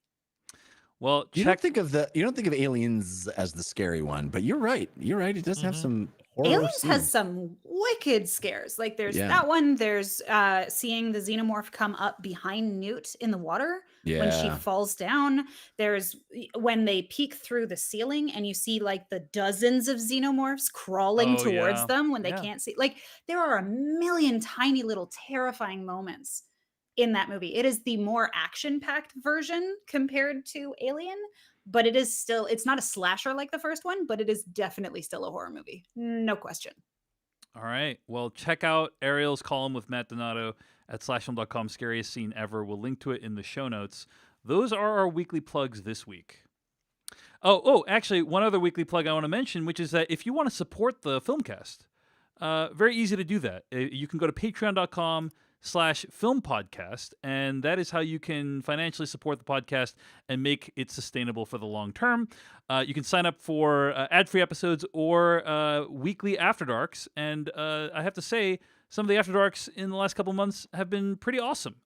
We've talked a lot about life and about shows like The White Lotus and movies that we've been watching, and I think it's well worth checking out. They've not willing to say all of them have been awesome, though. Oh, no, not at all. I mean, some of them real turds. I would say a good third of them are just absolute dog shit, but some of them are really great. Check them out. Again, patreon.com/film podcast. Make sure you are signing up for the right tier when you're signing up for the Patreon. If you don't want to support us financially, which is very understandable, then you can support us for free by leaving a review for us at Apple Podcasts. We would greatly appreciate that. So that's a plug for the podcast this week. All right, folks, let's get to our review of Malignant.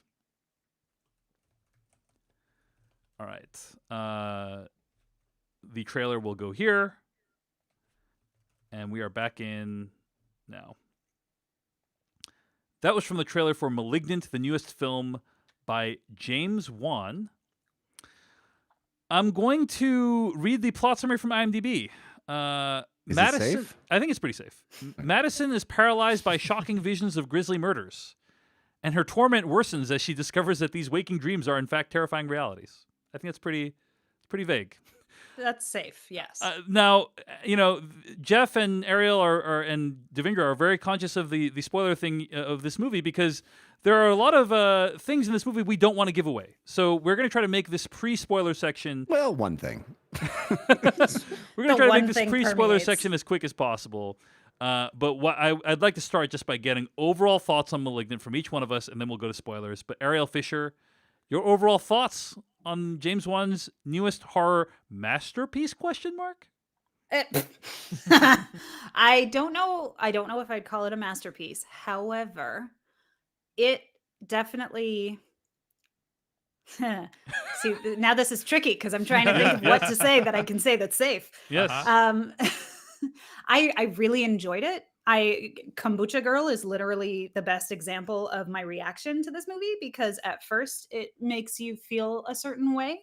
And then, for those who don't know, Kombucha Girl is like a meme online in which a Yes. girl makes a huge variety of facial expressions about drinking kombucha. But we're anyway, at first displeased and then Maybe. No, Yeah. wait. Actually, yeah. Yeah. Then So it's intrigued, kind of yeah. like this That back was a really and good forth. like narration slash Yeah. vocal performance of Kombucha Girl. By It was the way. Thank you very the much. oral history of Kombucha Girl. Of Kombucha What is it? Girl. Yeah, oral interpretation of Yeah, there you go. Kombucha Girl. Very nicely done. Anyway, Thank you very much. go Tip ahead. your waiters. Yeah. So I like it. I like it a lot. I think it has a lot of really excellent traits. I think it is a more unique film.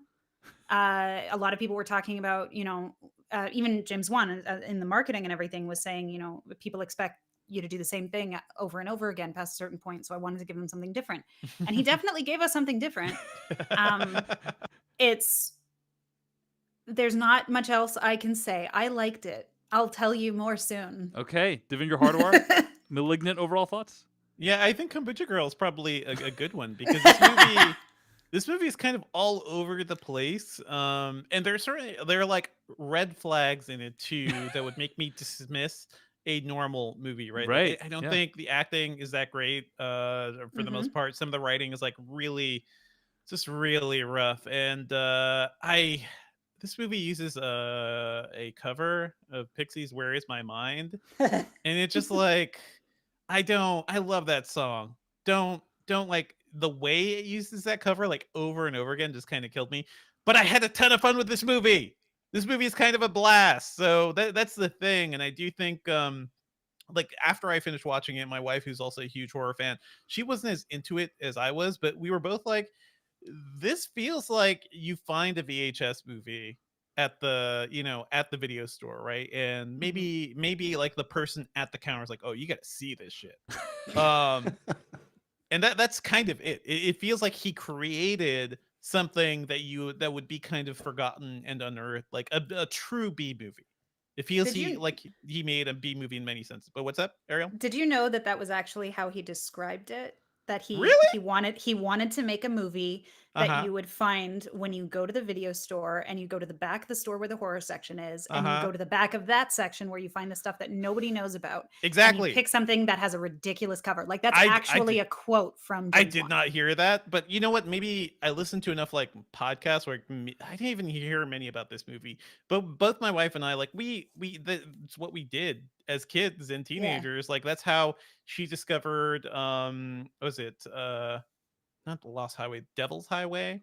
Highway to Hell. Highway to Hell. Okay. Yeah, Highway to I Hell. remember watching that movie on VHS. One of those crazy movies. Yeah, VHS. You pick up a dirty VHS and it's like it's probably not even, it's probably like a copy of a copy that this store was trying to rent out or something. But anyway, this feels like one of those things, like a dirty movie that gets so crazy that at a certain point you're like, how did anybody make this? And I respect it. I respect like how crazy it gets and how much fun it is. But I think I probably would have enjoyed this movie a lot more if I was watching it in a theater with other people. Like this one screams for having a great theater, like a great crowd response, because that probably would have added a lot to it. But at the end of the day, I had a lot of fun with this movie despite its flaws. And I do appreciate that James Wan is like, he said he was going to do something different. And this is the guy who kicked off Saw, gave us Insidious, which is that first movie is really good. Conjuring, which I love 1 and 2. We can forget about 3. He's all over the place at times. But I really appreciate that he is still out there like doing something that's different than a lot of other folks. And it's wild that you see traces of Aquaman in this movie, of all things. You see traces of like what he did in the Fast and Furious franchise in this weird B horror movie. And I just love how weird it is. So despite like a rocky start, I think I had a ton of fun with it. I'm going to tell you that a lot of my experience of this movie was filtered through what I thought Jeff might think of this movie. Jeff, I was also thinking that. I was like, oh man, Jeff is going to hate this movie. So Jeff like doesn't like horror as much as me and Devendra on the podcast, right? And at first I was like, oh man, like I kind of feel bad that we made Jeff watch this. And then I didn't feel bad because this movie is worth discussing and I will not hear otherwise. That said, Jeff Canada, what were your thoughts on Malignant? Well, Dave, I guess you could say my thoughts about Malignant are best summed up in the form of a limerick. Hit me. When a movie's writing is bad and the acting and lighting are bad, if the concept is clever, It's no help whatsoever. The end product is still really bad. Wow. No. I don't know Jeff does about. not watch enough B movies. I don't know if you know this, Jeff, but you used the term "bad." You rhymed "bad" with itself several times. Yeah. Several times. How would I read that limerick? Probably as good as this movie. Wow. Here's the thing. We're gonna talk in spoilers, and we need to talk in spoilers. Yes. I think this clearly this movie goes to a place. Yeah, And you have to go there with it. That And I place is respect- Seattle, by the way, my home state, my home, home city. Oh, it looks nothing like Seattle. This movie is lit like no place on earth. Anyway, I respect the fact that this movie goes to a place. And I actually, as I said in the limerick, I actually think there's a nugget of a very clever idea here. But just because it has a clever idea does not, as I think Devindra disagrees, he feels it does, but for me, it does not make up for what you have to suffer through to get to the idea. Sure. And Devindra and Ariel disagree with you, Yes. just for the record. I think that's totally fair. And I love that you guys enjoyed it. There are things to enjoy if you, I mean, here's the thing. What I had planned to say about this movie was it's a B movie as a pejorative. Yeah, And that's for that's the Devindra thing, and yes. Ariel, a B movie is something to is a badge of honor. And Not sometimes always. that's true. Not Not always. always. Yeah, Sometimes yeah. that's true for me too. I mean, I love Troll 2 and I love some fun B movies. But this movie I just thought could have been a good movie. Like there's a way to do this fun, goofy, over the top concept in a way that isn't wrapped in dreck. I feel there's a level of polish that would have made this movie shine a lot more for sure. Yeah. The thing is, I don't know if any of it is an accident. You know what I mean? Like, Oh, no, I, none yeah, of it is. yeah. I don't think he's Oh. like. That's the thing. You know, Devindra, you're talking about how this is like a movie you'd find in a VHS in the back of a store in a bin, right? And Yeah. But I think the problem with the movie, insofar as there is one, like I enjoyed the movie as well, but the problem is that it feels like someone trying to make that. You know, Yes, as exactly. opposed to it's somebody not earnest. earnestly trying to Yes. do something, and then it's just as kind of cheesy because they're not very good at it. See, Yeah, go ahead, Ariel. no, see, I see what you're saying with that, but at the same time, I disagree because Yeah, I feel yeah. like this takes a bit of the Guillermo del Toro approach to what would be considered low art, in that you take it seriously, you approach it seriously, you craft it seriously, and with all the heart you can muster, and let it be as silly as it needs to be. Pacific Rim is a silly, ridiculous movie. It's also wicked and super fun. This movie is the same thing, but instead of taking kaiju movies, it takes, a bunch of categories I will say shortly, and does it with that. But like, it's the same effect. Like, I know what you're talking about when you say these movies that like force, an homage, and they just feel really ham-fisted, and it's not earnest. This feels really earnest to me. In fact, the quality discrepancies that Jeff is mentioning are actually part of its earnestness. Yeah. Jeff, yeah. I want to make sure you can finish your point there before we get to spoilers. Sorry. but did you? No, Yeah. no. I feel like my role is the Dave Chen right now. I feel like I'm the bah humbug on everybody's joyous, goofy good time, and I don't relish that. I mean, nobody wants to be Dave Chen. Let's be honest. Yes. And I say that to my mirror every day. Yes. and so I take no joy in telling you that I took no joy. You know what I mean? By the time we got to the place where the movie can have some fun, I was so done with. I mean, it's 2 hours long, this movie too. It's lugubrious. It takes so long to get to this place, and none of it, I think, is worthwhile. Like none of the first hour 20 is for me is fun. It does get to a fun place, but by that point I just wasn't on board with any of it. It starts pretty dark. like is the thing. Yeah. But Oh, by the way, Jeff, there's somebody in the Slack group of the Filmcast that says anytime Jeff Canada uses the word lugubrious to describe a movie, I know I'm gonna like it. Well, I was gonna say Power. good use of lugubrious. I am Thank you. impressed. That is my go-to description of something that's plotting and unwatchable. But I was just not.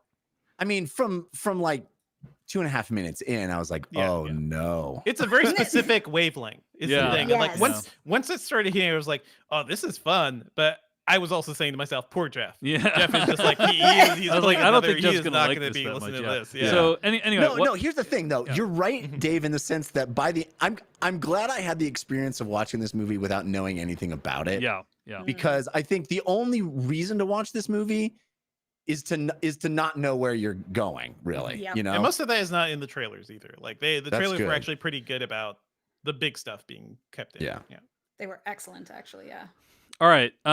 I really enjoyed the movie, but I really think we got to get the spoilers. So let's just get to it right now. But yeah, it is just wild and out there, and it really goes for it in ways that I didn't anticipate, and I just thought it was. It's one for the horror fans. It's the definition of one for them, one for me, and because basically James Wan, by the way, hugely successful director. He made Aquaman. He's going to make Aquaman 2. Those movies are both probably going to gross around $1 billion. Furious 7. And Furious 7 he made. That was very successful. This movie was made for around $40 million. His wife is a co-writer on the story. And she's also an actress in the movie. I think it's a very personal movie. And so it's kind of like if left to his own devices and he could make whatever he wanted, I feel like this is what he would make. And it is batshit.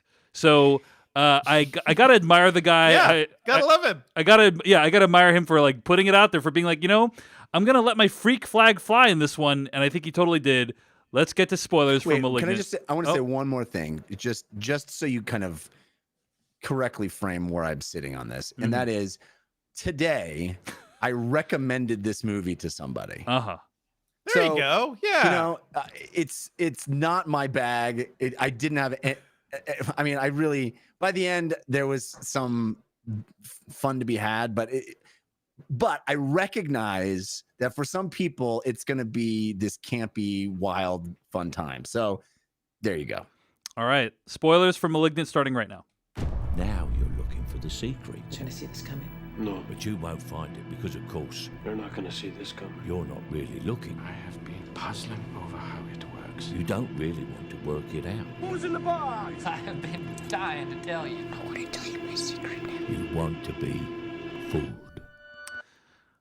All right.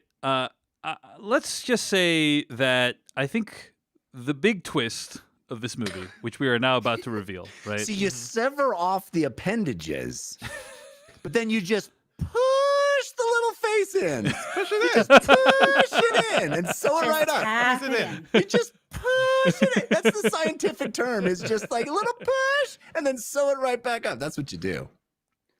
Yeah. Well, it was attached to her brain. You had to do it. Yeah. You just like press it in, just shut. It's like when you're trying to get everything into your suitcase. Yeah. It's you've had the vacation already. You're about to head home. Yeah. And rather than like carefully placing everything, you just kind of throw it all in there, right? You just push on it and zip it up. It's what the emotionally repressed do with their baggage, personally. Oh, snap. Ooh. Jeff, she turned it around on She you. did. She did. That was impressive. So I think that I agree with you. It goes delightfully bonkers, especially in the last half hour after the twist is revealed. And I love all the creature design stuff. Like the idea that like, oh, the creature, whatever you want to call Mr. Malignant, whatever you want to call him. No, it has Gabriel. Oh, Gabriel. Yeah, sorry. Dude has a name, man. He's moving around the whole movie, and you're like, there's something not quite right about why the way is this like arms? And yeah, legs why is it backwards? all weird? And then like it's kind of like a delightful reveal when Loved it. you realize like, oh, it's just her backwards, right? Like she's moving backwards the entire time, and I Is thought he moving forwards? yeah, I know. I thought that stuff was all really amazing. No, and how the reveal happens of that, the shot they're watching a VHS tape, right? Yep, The motif of the VHS, and the camera just like going from her sitting there to pivoting around her, and you see her. You know, it really made me feel like poor Guado from Total Recall. Yeah. You know what I mean? Giving Guado a bad name. Mm-hmm. My favorite moment, honestly, in the movie was when the tour guide falls through the roof of the house and lands on the coffee. It is so. I was cackling with glee at that moment. I was like, I wish I had seen these stories together. I wish I had seen this in a theater because it would have been such an amazing moment to watch that with an audience, right? Yes. Yeah. I 100% agree. That was an incredible reveal of we've been in the attic this whole time, and then it's just thunk. Oh, my attic. It's like a holy shit moment, and it's rare that a movie can produce that in someone. But yeah, I there's a couple things that I'm not a fan of this film, right? And one of them is I think it's dealing with extremely weighty subject matter in a way that I feel like I don't know that it quite fully justifies for me personally. Like the opening of the movie, like the first 15 minutes, right? You have like all those dudes in the hospital murder, but then you have like this horrendously abusive husband who like almost causes a miscarriage, but like he's like villainous, right? Like he's just like, you know, he's a bad guy. How dare you miscarry? You know, like you're like, this is terrible for me that you're miscarrying, and it's like, wow, this is horrifying. And then she loses the baby in the first 10 minutes of the movie because of the creature, because of Gabriel, and I'm just like, oh my, this is like extremely heavy, right? And I felt like the rest of the movie is so silly and over the top that it doesn't. It didn't mesh well, like the seriousness, and then it also deals with like adoption, and like I thought that stuff was fine. Like it's kind of is like highlighting that, like, you know, the relationships that you don't need to be by blood, and you know, like it's a nice like kind of. Man, the last line of the movie though it's such a clunker. Yeah, but a lot of the lines are clunkers. I like where I like where it's going, but I just feel anyway. The point being, like, it's evoking all this like incredibly heavy material. And for me, you need to do a lot to like justify that, in my opinion. Like, and I don't know that the movie quite achieved that. But Ariel, I'm curious. Sorry, go ahead, Ariel. I'm curious, like, how you feel about that. Like, does any of my critique resonate with you, or do you feel like I'm oddly enough, no? And I think you're way off base. Okay, please. Yeah, strangely enough. Thank you. I'll let you take the wheel. I suspected this was the case, and that's why I turned it over to you. No, I've talked about this with a few other friends and colleagues, but generally speaking, the way that they approach this, you know, dichotomous relationship between these really heavy subject matters at the beginning and kind of the shoddy writing and, you know, the bad lighting, as you guys have pointed out, or, you know, that the production value may not look like it's good enough and things like that. It's kind of it's all a very big allegory for the way we deal with repressed trauma. So that in and of itself, I won't go into too much detail because I don't want to spoil a friend's article that she wants to write. So I'm not going to mess with that too much. But in terms of even just the way we perceive how we should handle those subject matters, like the way you're saying it's almost like you're suggesting that it needs more gravitas. It needs more weight behind it and more poise in order to handle subject matter like that. But the best thing about horror, and one of the things that we love the most about it as fans of the genre, is that you're able to discuss arguably deeply personal and serious things through ridiculous means, because it kind of for some it takes the edge off, for others it gives you the edge you need in order to discuss those things. But it's kind of this weird balance of levity and poignancy that you need to dissect things that are otherwise considered unpalatable, like childhood trauma or spousal abuse or you know, repeated miscarriages. And you know, when you think about the way that her body actively rejects all of her babies, and it's, Gabriel's been sucking their life out of them and like using them for sustenance. Your trauma will literally sap the life out of you if you don't deal with it.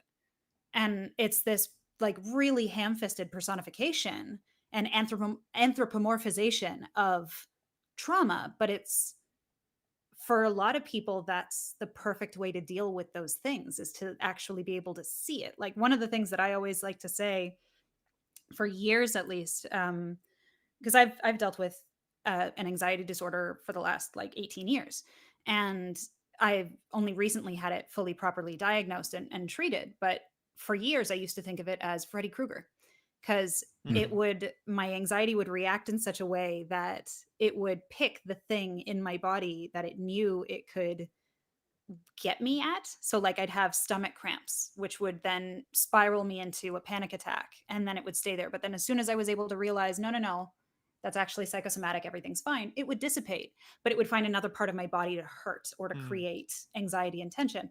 So I always used to think of it like Freddy Krueger, and I was actually Nancy, and I was able to say, no, this is my dream, motherfucker, I'm going to kill you. So that's like, we personify, fans of the genre use it in these ways that are largely considered ham-fisted in order to grapple with things or talk about things or even just enjoy them in a way that life doesn't allow us to. Well, I think that is a beautifully articulated takedown of my opinion, first of all. So nicely done. And I guess I would just express a preference that, like, I agree with you that that's one of the wonderful things about horror. I feel like I personally prefer it when it's less, when it's subtext as opposed to text, like this. I would say like The Babadook is like an example of dealing with something like grief and trauma in a way that is more subtle and, in my opinion, befitting of like the emotions I want to experience when I watch a story like that. But that's me personally, right? Like, and What yeah. about The Babadook is subtle? Yeah, It's the most all heavy-handed there, allegory. man. Well, I mean, but This is coming from someone who loves The Babadook, to clarify. right. I guess This feels like the elevated horror argument in a Yes. way too, where I'm like, there is, as much as The Babadook is great, right? Like there is absolutely, you could do a lot by being maybe even a little more ham-fisted at times, but B movies can say a lot. But go ahead, Dave. I don't think I have a good leg to stand on here. So I think I'm Okay. just gonna say, gonna say, listen to what Ariel said, and Yes. as usual, I'm wrong on this. Ariel's perfectly right. I just want to add onto that a bit too. I think all that stuff, like it is dark, it is heavy. It made me feel bad too. I was watching with my wife, and it's like it's not. It is rougher than you think you'd be getting into, but it also immediately made me care for these characters in a way. Like I think is it Annabelle Wallace is the Yeah. lead. I think she did a fantastic job of just being like, she had to be a scream queen, but also when she had to sell the horror of losing her child again, I think that really hit me too. Like the dialogue isn't always great in this movie, but I think a lot of things lay the groundwork for the story to mean more. Like when we learn Gabriel was eating those children, it's like you feel something about that. And I felt that in my heart. I'd be like, oh man, this poor guy, like this poor girl has been haunted her entire life by this just kind of demon of a creature. But there's like it is trying to say something about sibling connections too. And certainly again, ham-fisted, but that sibling jealousy just seemed to like add another layer to what was going on in the story. The abusive husband, yeah, we all wanted to see him die, but I also felt like, man, how long has this woman been living this life? Like she's basically punishing herself because she has stayed with this guy. So all those things, like I care about these characters in very specific ways, even if like, yeah, the words aren't always great. I think this movie did a lot with that material, and yeah, horror can do a lot with heavy concepts. I don't mind if it's blunt. All right. Well, any other thoughts about the ending of this movie? There's a big action scene in the police station that I thought was pretty well done as far as these things go. My Came favorite out part, of nowhere. My We were favorite like, part of "Oh, that action shit." scene was Yep. the chair throw at the very end. That was just like, yeah. I can't Across believe the they're about room? to do this, and they Across did the it room chair That- throw. across That the chair whole throw. scene, Incredible. Yeah. that entire scene is what switches this movie from having the visual aesthetic of a giallo Mhm. into something that you would have found on 42nd Street in the 70s. And it's Frank Henenlotter all over the place. You've got Basket Case and Brain Dead coming out of everywhere. And like even the inclusion of Zoe Bell was such a nice, subtle little touch that I don't know if everybody's even going to notice the fact that one, she's there, and two, she was in Grindhouse. So you've got this connection, literal connection to direct homages to 42nd Street. And it's like, oh, as soon as it happened, I was like, yes, oh my God, they're going there. They're doing the prison exploitation movies. I'm so in. And it's just like, it just goes and it's so fun. And like, even, you know, taking from Henenlotter and taking from Basket Case and basically making it some weird hybrid of Basket Case and Brain Dead or Brain Damage. Sorry, not Brain Dead. That's Peter Jackson. But it's just it's so fucking absurd and bright. Like that's the weirdest part about that scene is that it just all of a sudden it just brightens up and you have Mhm. like again you've got Zoe Bell and you've got this woman who looks like she's the personification of blaxploitation and like all of it's like you if you look into each of the characters that are in that cell before shit gets weird, it's like you've got all of the female representation of every exploitation film from the 70s and 80s Mhm.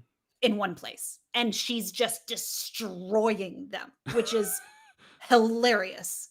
Like it's oh my God, I want to watch it again now. I just want to watch it again. It's so good. All the action was so good too. Like even the chase before that too. I was like, oh, this movie is going. James Wan is tapping into his action, talents here. Like I thought this would Oh be yeah. a pretty like a staid horror movie, but no, he's this is a full on great chase sequence. And then the jail sequence in the prison cell, like in the holding cell, is fantastic. But that whole thing, it brings to mind like the opening scene of Aquaman 2, where like Mhm. James Wan tried to do a long take action thing with Nicole Kidman, and most of that is probably digital too, but it still looked cool. It looked fantastic here. Yeah. And on top of that, you've got these references to the early aughts. You've got, you Mhm. know, the Simeon Institute or whatever the hell it's called is basically it's the Vatican Institute from House on Haunted Hill. Like it's almost exactly like it. And it's so marvelous. And a lot of other people were drawing connections to Dead Silence, which is another James Wan film. Mhm. And it's like it combines so many different subgenres and periods. It's this whole movie is a love letter to the genre, no Yeah. question. And I, it's j- I hope we have not awesome. seen the last of Detective Kakoa Shaw, which is the coolest name I have heard read aloud in a movie in a very long time. Those detectives were insufferable. Kakoa Shaw, Jeff. Yeah. Mm. Yeah. Well, at the end of the day, guys, it's pretty impressive that James Wan made a movie. That's all I'm gonna say, and I think we did. can With a leave it at backwards that. person, even. What'd you say, Jeff? With a backwards person, even. Indeed, indeed. Yeah, we didn't really talk about that, but do you think that's just the way it was shot, I guess? Or like I'm still confused because I think in the chase, it didn't seem like that's how he was running. So I feel like I think the movie takes some liberties A with lot of exactly liberties. how a person like- would move backwards. My Let's put it favorite that way. line is, I want to see more it of was that. my though. body the whole time. I can lift it. Oh, okay.